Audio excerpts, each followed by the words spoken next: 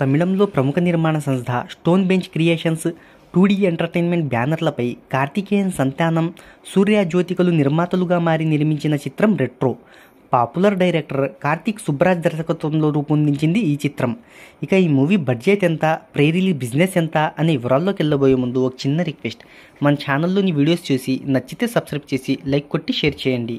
సాంకేతిక నిపుణుల రెమ్యునరేషన్తో పాటు ప్రమోషనల్ ఖర్చులు అన్నీ కలుపుకొని ఈ చిత్రాన్ని 70 కోట్ల రూపాయల బడ్జెట్తో నిర్మించారు. ఈ మూవీ డిజిటల్ రైట్స్ వచ్చేతలకి ప్రముఖ నిర్మాణ సంస్థ నెట్ఫ్లిక్స్ సొంతం చేసుకుంది. రెట్రో సినిమాను సూర్య జ్యోతికలు తమిళంలో వాళ్లే సొంతంగా రిలీజ్ చేసుకుంటున్నారు. దాంతో ప్రీ రిలీజ్ బిజినెస్ పెద్దగా జరగలేదు.